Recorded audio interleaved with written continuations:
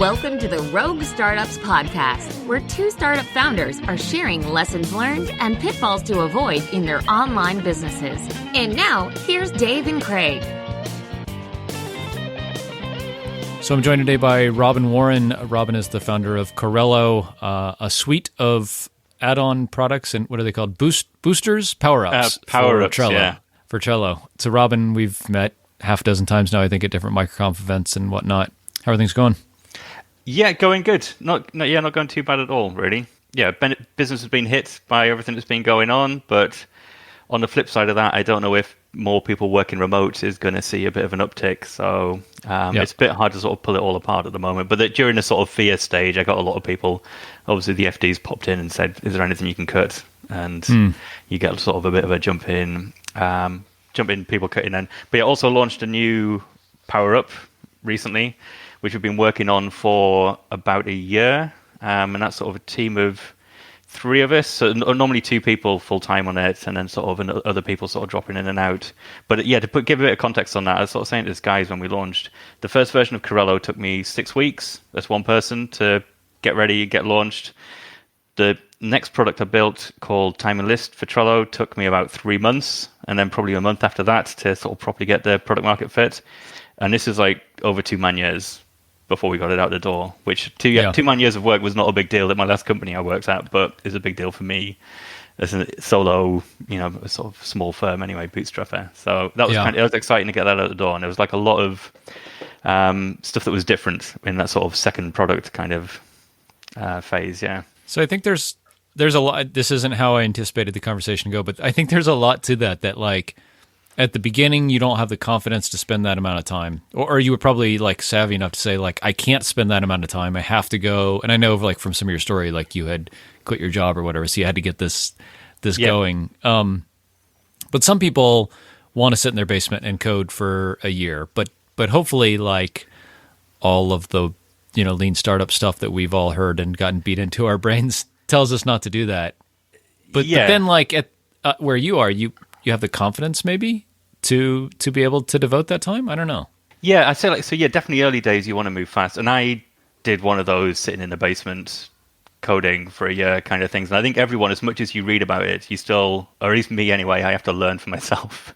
So, but you get burnt once, don't you? You spend all this time, you miss a load of like weekends hanging out with your friends and stuff, and then you launch it and there's just crickets and you realize you just wasted all your time. And you think, I'm not doing that ever again. And then you start working like a weekend and launch something, and sort of trying to talk to people and get feedback. But yeah, this time around it was a mix of things. There was it's the resources that were available for one, so I could spend more time on it because I'm not watching the bank balance tick down every single month. Although we were running a little bit of a loss last year with the people that I hired to work on this, but a tiny loss and quite a lot of cash in the bank. So I had the freedom to sort of say we can invest the time in this. I had the confidence to know that when we launched it, it was going to work because I had people asking me for this. So the Corello, the original product, is dashboards for agile teams, and this is a more general purpose reporting. So as you can imagine, I get a bunch of people sign up for Corello, and they're like, "What's this 90% of the product about? That's just agile stuff. What's going on there? I just like this one chart here, but can I do it like this, like that, this other way?" So we took that 10% of the product and we just did a big version of that basically for all those people. So I was confident that people were going to buy it. So that took the pressure off a bit, and you could say, okay, we can spend a year on this and get it right. But yeah, a lot of it is just about having the resources, I think, to be able to put the effort in to get things right first time round as well, I guess. Yeah, so a lot more like user testing and getting. We've got like a fancy deployment process where I just click a button and it happens, rather than all the old ones where I sit there, build it, deploy it, realize I put it on the wrong one, apologize to customers who get in touch because they're sort of on running 2 different versions of the code at the same time, etc. It's like, so I pay a guy to just do 3 months, get like a really awesome deployment process going. And it's like, when you're just starting out, you're not going to pay a guy to do that. You're just going to do whatever works and then move on to the next problem, right? So yeah, it's funny. So we're going to be embarking on. We just finished a part-time developer, but like 3 months of work on a feature, and we just deployed it last week.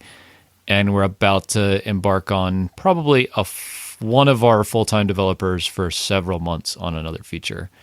And it's terrifying. It's terrifying for me. I mean, we're only 2 developers. And so to take one person out of the game for, what could be a couple months is really scary. Because even like you're saying, you have a lot of confidence and knowledge from customers and they're asking for this stuff. And we have a decent amount of that, but some of it still is just in my head. I think this is what we need to build. Yeah, maybe I was overconfident. And I could be wrong. I mean, yeah, time still needs to tell on whether I was right to gamble quite so much on that. But so what is 2 developers? What percentage of your kind of development power is that? Is that half or a quarter or what? That is, so we got 3 of us at the moment, and I guess I'm at times, in theory, should be about 50% development, but a lot of the time, the last several months, I've been 100% development because I just today caught up on all my stats for the last 5 months that I've not been updating and all the stuff I've not been doing because I've been sort of head down on this. And then I've got another developer who's part-time. So, okay. Yeah, 2 full-time developers is the vast majority of the team, basically. Gotcha. Yeah. I did have 3 developers briefly last year, but then one of them left to go and build his own product. But it's 3 guys who work together. So, and I've worked with them for quite a while. So it's well, given what I'm doing, I can't really stand in your way and say, I don't want you going and building your own products because I keep on preaching how great it is every day. But, and I know he's still available there to help out and answer questions and fix bugs if he's needed. So that's cool. And where are your developers located? Are they local with you in the UK or? One is in the UK, 2, and the other one in Poland. The other 2, as it was last year in Poland, yeah. And then sysadmin guy in South Africa. So not too diverse time zone wise. So we can all get on and have a chat. So we have a chat once a week on Hangouts, and then the rest of the time it's just on Slack. Say what you're doing, and yeah, we have a similar thing. We have an all hands team meeting Monday, and then we have kind of regular, kind of all the time in Slack, just like everybody, I think. Yeah, we were daily for a long time. We sort of had a chat every lunchtime ish, but it just got too much, and it meant I could never go out for a long lunch if I wanted to. I sort of this pressure to get back to the office. Yeah, and going once a week made it a lot more improved. We spent a lot more time just chatting about what you do on the weekend, what's going on over there. Been out of the house recently, whereas before I think it was all business. So we're sort of actually getting a bit more team bonding, I guess, going on. That's cool. Yeah. How do you balance the the obvious benefit of a platform that you work on and the maybe risk that inherently has? Yeah. I sort of bounce it by sometimes just being really, really happy that I can launch a product and I've just got a free marketing channel that it goes through. Yeah. And I've got good relationships with people there, so I can sometimes get a bit of help with that. And then I just panic occasionally when I see them do something like, they're going to replicate my business and then I'll be gone. And then 24 hours later, I've calmed down and look at what's in there. So recently Atlassian's been doing a few more things that are similar to Corello, a little bit of reporting and stuff like that. But so you panic at first, but then you think, well, anyone could have just moved to Jira and got that level of reporting anyway. And I've got a lot of competition in there now that are doing similar reporting to me, and that's not really affected anything. So it's just it's another competitor. I was very blasé about it for a long time because Trello had very openly not courted the developer market, and I was very openly courting the developer market. So it was pretty clear they weren't going to try and replicate what I was doing because it's the exact opposite of what they're trying to do. They might do what I was doing, but they would call it something different. They have to call it power-ups instead of add-ons and stuff like that. They'd call all the charts something different that would mean nothing to developers and agile teams. Yeah. So I'd be safe in that way. But but in general, being bought by Atlassian, I guess, makes that a bit more of a concern. But then also Atlassian are very good with their platforms, and I think pushed Trello at that time to be you should invest in the platform and make this a real thing. So I basically I look at it as a free marketing channel, and I accept that there is some risk there. And I think you've got to look at what you're building sometimes and think, well, I could do that, but it's a fairly obvious feature for them to add. That would be fairly easy for them to add. That would be better than anything that I can do with their. Obviously, they've got deeper integrations they can do than I can do. And you think, well, yeah, that's probably not worth even 3 months of my time because 6 months, a year, 2 years time, they're obviously going to get rid of that. The reporting's an interesting one because they've tried to build that a couple of years ago. They sort of put on their forums that they were looking to build it, and then that sort of effort dried up. So I was like, okay, I guess I'll I'll go and build that myself then. There's still a fear that they'll do something, but I think if I've got a good solution in there, that's less pressure on them to do something. So we'll see. Yeah.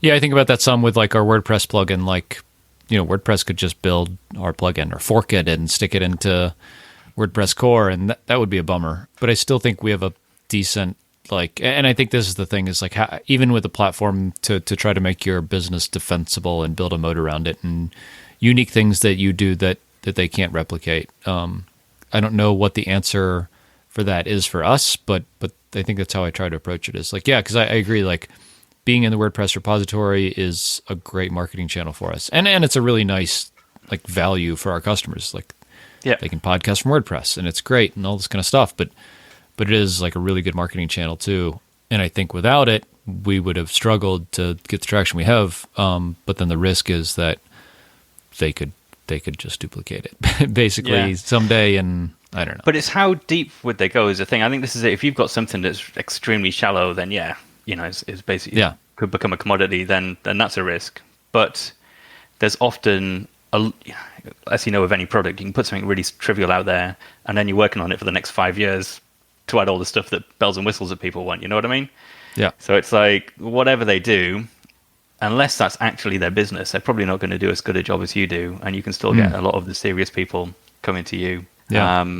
I think it's overblown sometimes, the platform risk in sort of bootstrapping circles. Some people would completely swear off it at all. I think it's after the sort of Twitter debacle, really, it was like a decade ago, was it, I guess, when they just completely pulled the rug out from everyone, and that sort of burnt a lot of people's opinion of these sort of platforms. But I think if you've got a company that is generally behaving in a sane way, then you can take a calculated risk with it, and it's a free marketing channel. I mean, what's not, if you're a developer like I am, what's not to like about a free marketing channel that you don't have to do anything particularly clever to operate, So. Yeah, no, that's true. I mean, it is, especially for developers, that is the biggest problem. And even within Tiny Seed, I mean, we see most of the discussions we have in Tiny Seed are about marketing. Both with the new batch that just came in and with ours is just like sales, marketing, pricing, a little bit of team, very little product. So I think it's in some respects, the easiest product is the easiest to get right. Marketing is, it's like never ending, like you just you're never done marketing. Well, in finding time for it and resources for it as well, that first time round when you're heavily resource constrained, you can't just go and throw cash at it. And finding time for it whilst you're still under a lot of product pressure. You did a demo to someone on Friday. They said, they'll sign up, but it needs X, Y, and Z. So you spend the next week building X, Y, Z, but then you don't do any more marketing or anything like that, or run any more experiments. So the first year of Corello, there was no real directory for Trello. That was only launched after I'd been going about sort of 12 months. And that was a turning point for me, because I was up to about $1,000 a month at that point. But I've been trying to do the 50-50 marketing and product, but it was probably more like 90-10 or 80-20, and I found some ways that were kind of working, but it was a struggle, and a struggle there as well. I mean, that's if you're building on a platform and they don't effectively do some marketing for you, it's quite tricky, because then you've got this Venn diagram of people on the platform you're building on top of and who have your problem that you're solving, and it's often easy to market to one or the other, but to hone it down to just that niche is actually quite tricky. So I do think it is the responsibility and like to the advantage of the platform to market the marketplace or the add-ons too, because the whole reason they have a platform or a marketplace and add-ons and stuff is because they don't want to build everything. And so like when you go build this thing for 10% of the market, they should say, thank God, come in here, users, and here's the product that solves all your agile needs. And they don't have to do anything. And they already have access to all those customers. So I agree. And for that reason, they should treat developers to, like the add-on developers to their platform well, because you really are providing a service that they've chosen not to invest in. Yeah, absolutely. Yeah, and Trello and Atlassian, I think, sort of tick the boxes there, basically. So you have like a really mature product, like with the original Corello. How do you approach the balance of, this is a question I ask everybody, I feel like we just don't have it. It is like, how do you approach the balance of features and improvements of what's already there? And I would put bugs into that latter category, like from a development resource perspective. We've not done a lot of new stuff to it for quite a while now. Last year, we put a lot of effort into a bit of a redesign, really improved the look of it, and we added a few feature improvements there that I knew people were waiting on. I don't get people really hounding me for stuff at the moment. There's one or two gaps I would like to resolve between us and some competitors, but again, I'm not really getting people coming and saying, why haven't you got this? Even existing users coming and saying, why haven't you got this?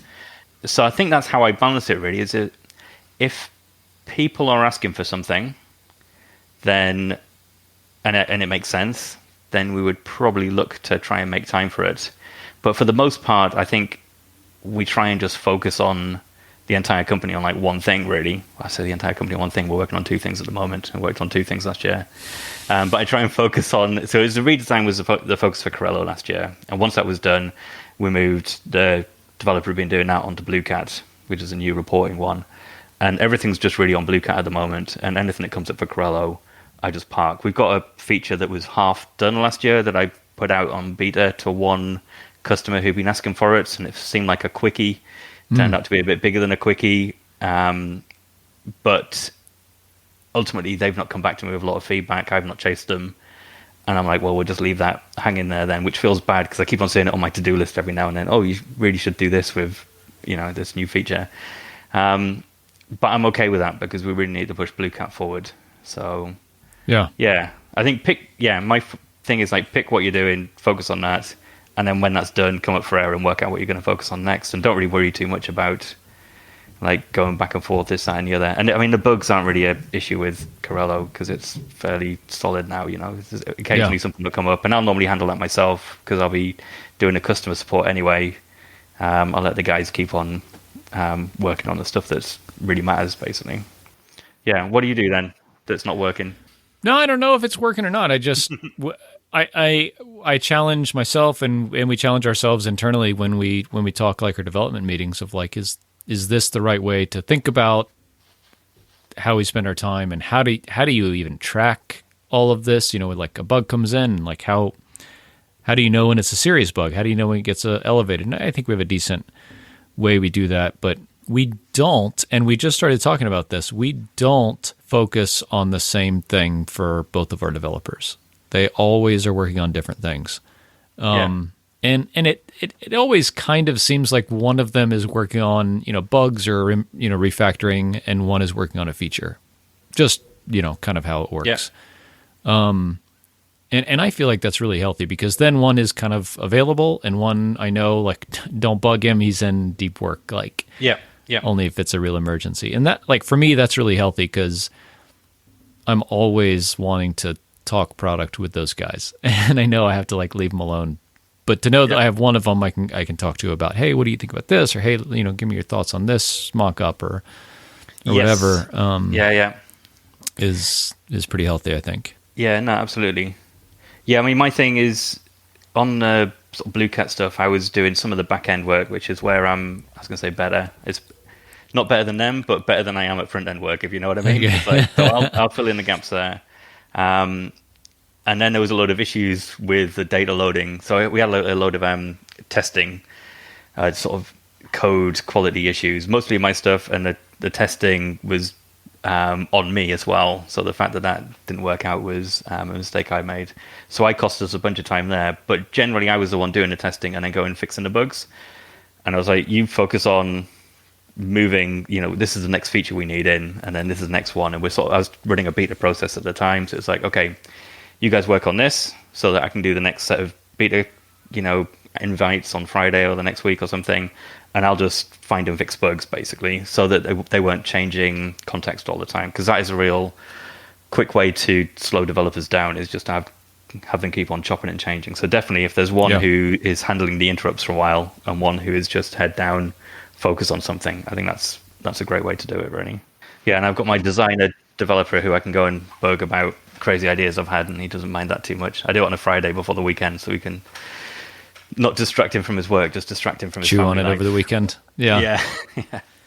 How do you, so like with coronavirus, obviously like, you mentioned churn was up for a bit, and now maybe the long term of more people working from home could be kind of beneficial to you guys. How do you view, like, I don't want to say like forecasting because that's too fancy, I think, but like cash flow management and kind of looking ahead to, it's like the near or medium term future in terms of like how you're managing the business and cash flow and things like that? Yeah.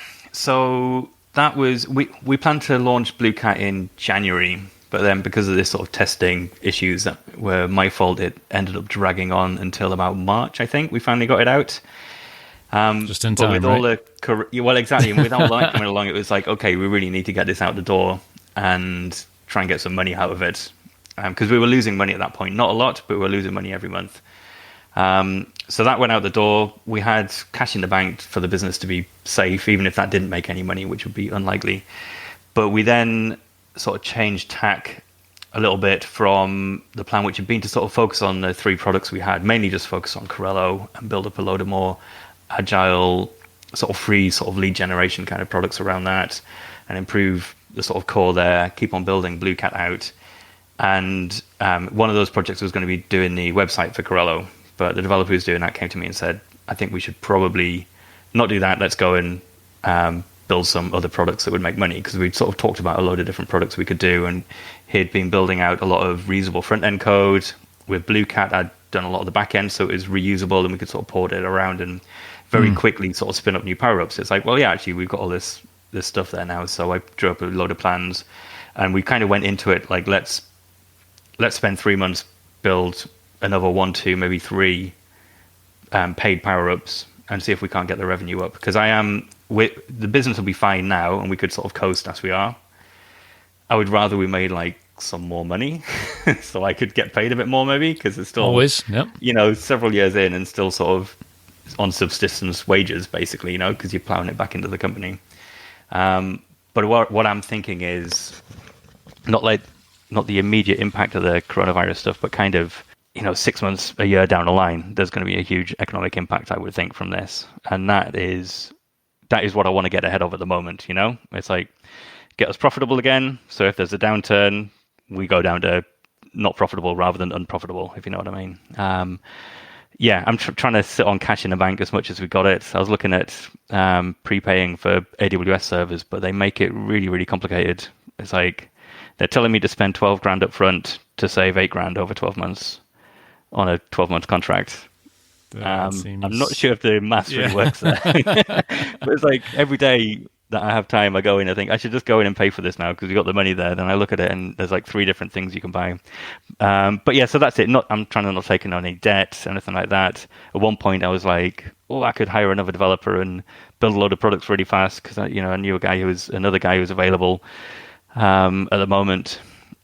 But then that sort of moment passed and I thought, no, like some cash in the bank right now or cash in the bank in 6 months' time will be highly valuable, I think. And let's not rush into that. So yeah, that's it really, I think. How about you? Yeah, kind of similar. Like we're one of the few companies I think has overall been like positively impacted by coronavirus. Like more people are podcasting. And so that's good. We just had our best month ever by like 50%. So, and that kind of like gives me some like false confidence maybe in the short term, to say like everything's great, it's up and to the right, and we still have a bunch of money left over from Tiny Seed. Let's go, hire more people or do whatever. And buying ads doesn't make sense right now. Like ads are just crazy right now. And so I'm tempted to reinvest in the business while it's good and while the market trend is going in that direction. But at the same time, like that, the conservative voice in my head is saying like, you're not losing anything by not spending that money. There's nothing will happen if I don't spend that money. And I don't think there's a rush to, the phase we're in at the moment is the very start of it, isn't it really? And I think so. Making a decision on the current situation would be making a decision on something that's probably going to change in 3 weeks' time. But I do think here in like the beginning of May, the worst for us like socially is over. I think socially and from a health perspective, I think the worst of the numbers are over for the near term. And we're here in France, we're going to open up next week. I heard you guys maybe another couple weeks in the UK. But then I do think there's a very good chance there'll be a resurgence in the fall. But even if not, like the number of companies that are getting their ass kicked right now is that economic downturn that you're talking about that will come in 6 months when all of the shit kind of flushes through the system. Yeah. And people realize like their jobs are just not there anymore, right? Like they've been downsized. People are working remotely, so that office doesn't need to be rented anymore, and the admins and the front desk aren't needed because the office just doesn't exist, and all this stuff. Like I think the number of levels of that we'll see is what will cause the downturn, because like we want to go out and like go to restaurants and buy stuff and take trips and all this, and nobody can right now. So that's like artificially suppressing the economy, I think. But I think longer term, the part that will never come back is some of this like brick and mortar, old school business stuff that people just realize isn't necessary, because a lot of businesses have been forced to pivot into this world that you and I live in, and realize that it doesn't suck. Yeah, I chatted to a few people recently. I'm interested to see what the world is that comes out on the other side, and like the bits everyone talks about, like is everyone going to start working from home all the time and get rid of their offices? And it's like, but then it's also like, will people even go to shops? I mean, in September, October, pre a vaccine, is somebody going to want to go to a shop and try on a pair of jeans that they don't know how many other people have tried on, and things like this? It's like the companies now that are able to restart, you think, but actually there's not the interest there. Or cafes and restaurants, like you say, there's I'm really missing my favorite cafe here where I would go and sit and do a lot of my thinking. And it's like, it's a bit like going into Cheers, the old TV show. It's just the guy in there's really chatty. You can go in like with a book or like business book or something, get the piss taken out of you for reading the business book by all the old folk in there and everything, and people are just chatting. You can read, think, and then you can get joined in some conversation about what you think of some politician or something, or what is going on locally, some piece of graffiti. But whether he will come back or not, I don't know. I mean, he runs pretty lean. He's run for a long time, and he'll sort of say about all the businesses he's seen start up and close down on the street. But it's a tiny little cafe. He's got no outdoor space. Can he be filled up? And if he's not filled up, can he afford to pay the rent or anything? So, and it takes a while for that filter through to hit us, doesn't it? But it does at some point. That guy stops spending money somewhere else. They cut. So, that's what I want to be ready to weather. And if in a year's time that doesn't come and I got a lot of cash in the bank, then that's not going to be a bad problem to have, right? Yeah, I have to say one of the best things about joining Tiny Seed, the best part was definitely like the network and the people that we have access to. The second best thing is not worrying about money. Like, it's really nice not to have to worry about paying rent or being able to pay the team or anything like that. And I never, ever, ever want to get there, because I don't deal well with stress. And so like that amount of stress is like, I would be in a really bad spot. Yeah, we got down to my like sort of figure I don't like going under in the bank a few weeks back, but it was mostly because I paid dividends out for last year. So I could pay all of that money back as a director's loan into the business, and the bank account would stop stressing me out. But that did stress me out for a couple weeks, along with everything else that's going on. It's hard to sort of pick it all apart. And I don't know about you, I'm sort of trying to work about 4 hours a day at the moment, because they're trying to sort of help out with the kids and stuff like that quite a lot as well, which often isn't enough time to get everything done. But then there's no more time in the day, so that's the way it is. So it's getting a bit sort of stressed out with that. But like I say, it was a bit artificial, because I could have just not paid those dividends out, or I could have kept them in the bank as a director's loan. And ultimately, all the forecasts I've got are that amount of money creeping upwards again over the year, which good. That's awesome. Fairly conservative estimate. Yeah. One thing I think about is like we're in I think you are too, like in a position to be a remote team, digital team helping remote digital teams, and that's really cool. Yeah. And I try to think how we can continue to be in the best possible position there. Because like for the next year, anything that's the opposite is going to get hurt. And so how can we continue to be the best best positioned for like, helping everybody that's not in a physical location or having to deal with social distancing and all this kind of stuff. And I don't know the answer for us or for anybody else, but that's like from a strategy perspective, like the thing I keep thinking about is like, what are we doing to help people be online and be successful? Because a lot of the other parts of their lives are screwed up. Yeah. I mean, one thing with being a remote business already was there was hardly any impact at all when the lockdown was announced, because one of my guys works from home anyway.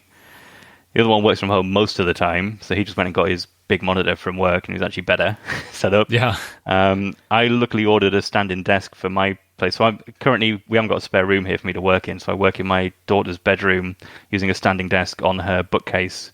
So it took a few weeks to get used to standing up all day long. And we took the chair out of her room as well, because we put like a sort of her big, like proper single bed in there now.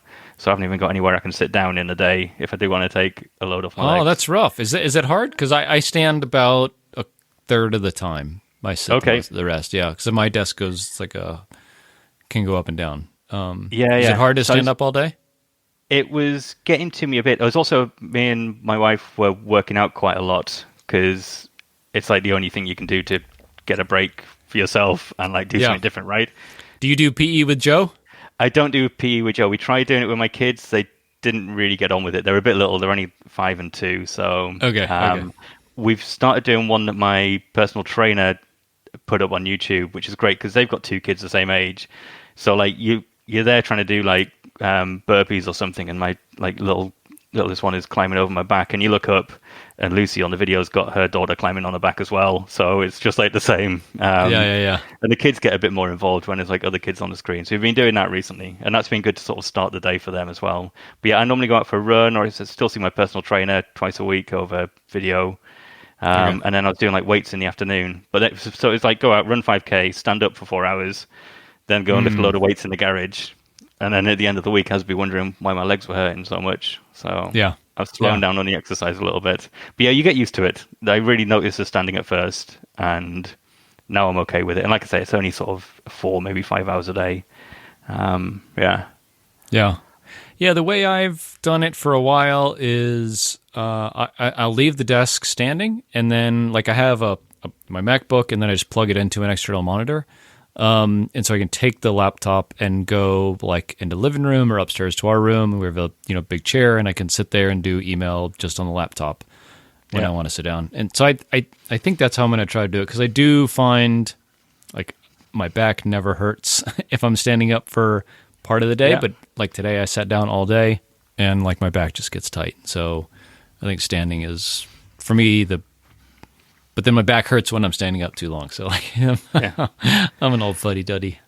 I am quite liking it though. I mean, sort of chatting to my wife about things that we would keep after this. I think it's quite interesting chatting to people about that, because people have had a load of enforced change, and then you actually discover some of it's kind of great. The one best thing with the kids is not having to shout at them to get out the house every single day.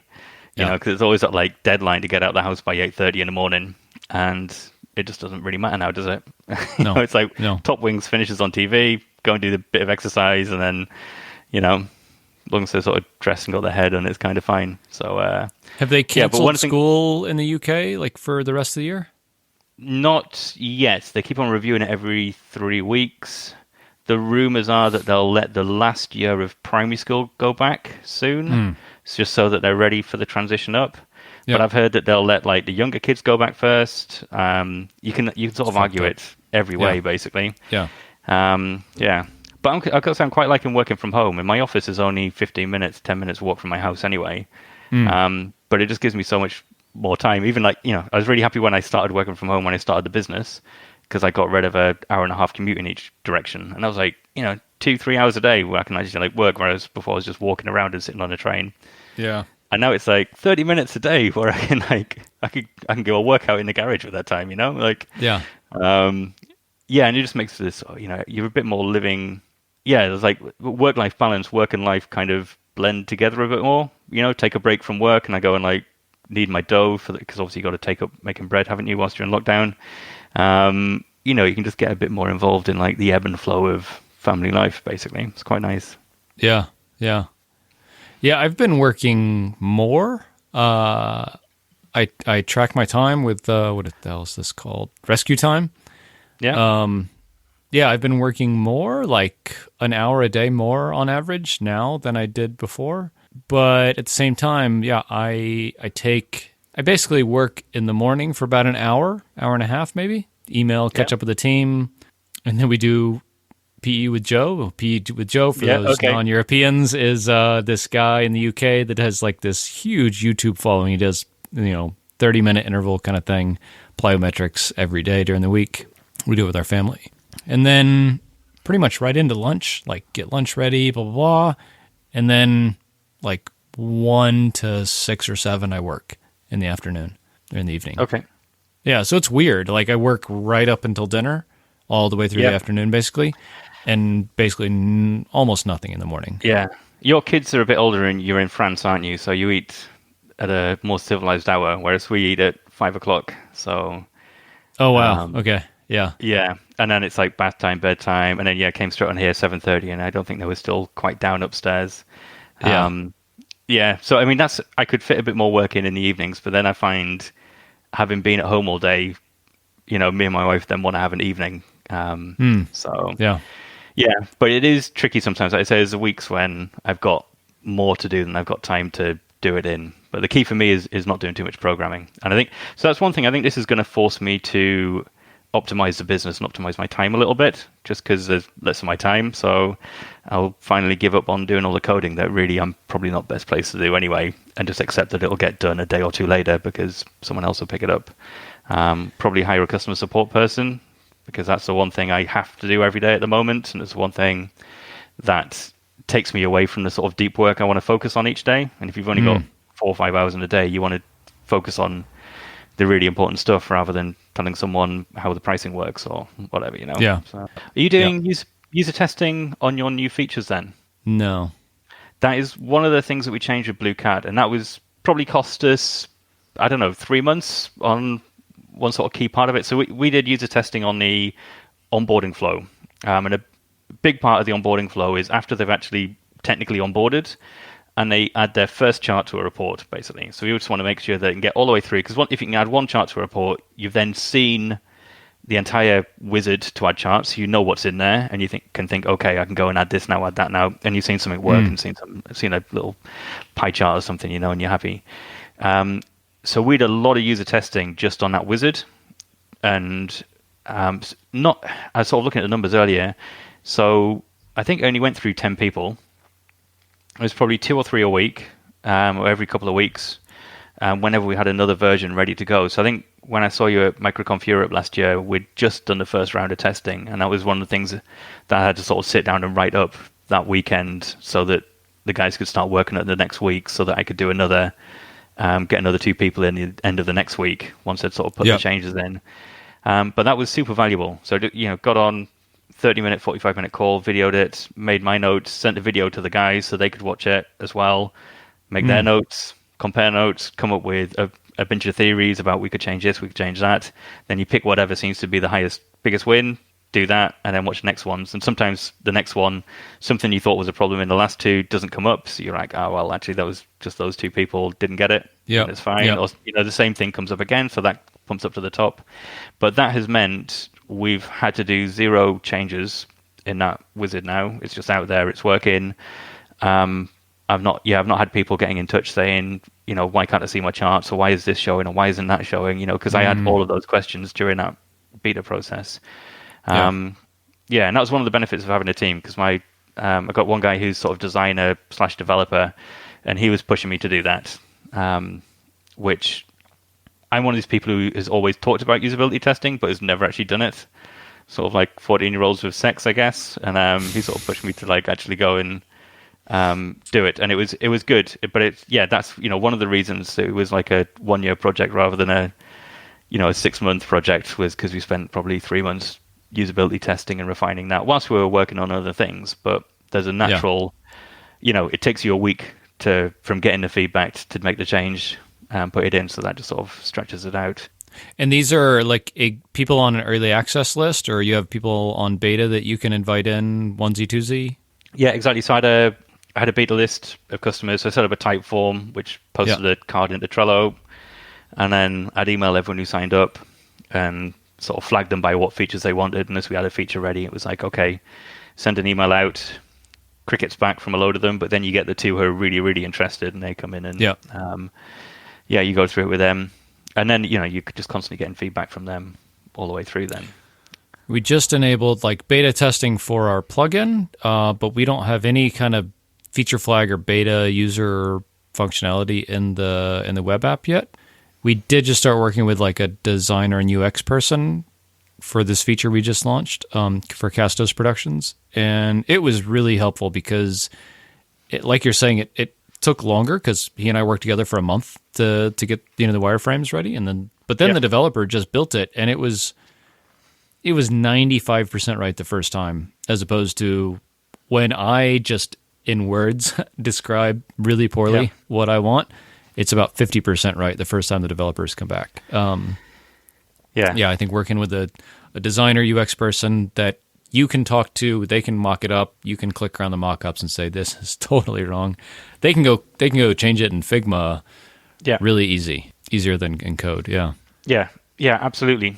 Yeah, and then when you get to that endpoint as well, it's still designed rather than the first version was designed, and then you've cobbled together the final 50% as you've sort of hacked it around, and it ends up looking a bit of a Frankenstein. But I mean, that's one thing. BlueCat, with having a designer on board, is the first product I've launched that actually looks designed, because I always just got like a Bootstrap theme, and it just looked like a Bootstrap theme. It's like I was trying to think what it was that's different about it. It's not just because they can look good, a Bootstrap theme, and all that, but it's just that it doesn't look like everything else out there. It's like, oh, these guys had a designer do this, But yeah, that was good. That was more work. I don't know. It was maybe less work than I thought it was going to be, but it was still a significant amount of work just to get that going, because you got to set up calls with people, and that's a whole afternoon gone then of like video and make the notes and everything. But looking back on it, that would have made the last few weeks really, really painful when I was trying to work 5 hours a day and fix bugs and under the cosh to add features, and we're having to go back and redesign the entire wizard. But again, if it was the first time round, we would have just launched 3 months earlier and then fixed it live, basically. So I don't know if I can say for sure that one is the right way to go and one's the wrong way to go. But when you haven't got any money and you're just trying to get off the ground, the right way to go is the one that gets you out the door faster. And then just talk to everyone, basically, isn't it? Yeah, we've just started doing a pretty formal, for a 2-person development team, pull request system. So we've been using GitHub and all that forever, but now basically a pull request has to be reviewed before it gets merged and deployed, even a staging. And so that, for us, that's like that first step on the like quality review usability ladder is like, we ship much better code the first time now. But only, I think we only are comfortable with that. And it takes at least an extra 2 days, even for like a small feature. Because, somebody has to review it and then they send it back to the developer fixes it, sends it back, and then has to be reviewed again. And like, but in terms of bugs, I guess, like we don't ship bugs nearly as much and with pull requests and peer reviews. Everyone's more aware of each other's code as well. Yeah. So your buzz factor's down now because somebody can step in and fix someone else's code because they've seen it. And they're hopefully having discussions around like, I prefer it if you structure it like this. It makes it a bit more readable. So people are coming together maybe on what is a nice readable way to write their code. I don't know. Oh, yeah. But very esoteric, like, artist now. It's hilarious. I read the pull request reviews and I'm like, you guys, it's code. Yeah. You develop a definite taste for wanting it to be a certain way. I think because you can then stop thinking about it, if you know what I mean. It's like your brain assumes certain things are going to appear in certain structures, and if somebody does it in a different structure, then suddenly you've really got to pay attention to what's going on in there rather than just ignore that and look at the actual interesting bit in the middle. Yeah. That sounds good, though. Yeah. Yeah, it's cool. It's cool. All right, man. Cool. GetCorello.com. And is BlueCat on the same site then? BlueCatReports.com. Cool. And timeinlist.com. But yeah, if anyone uses Trello and they need power-ups, go and have a look at the power-ups. And there's a reasonable chance you'll stumble over one in mine. Probably about 4% of them are mine at the moment. So. Cool. All right. Thanks for listening to another episode of Rogue Startups. If you haven't already, head over to iTunes and leave a rating and review for the show. For show notes from each episode and a few extra resources to help you along your journey, head over to roguestartups.com to learn more.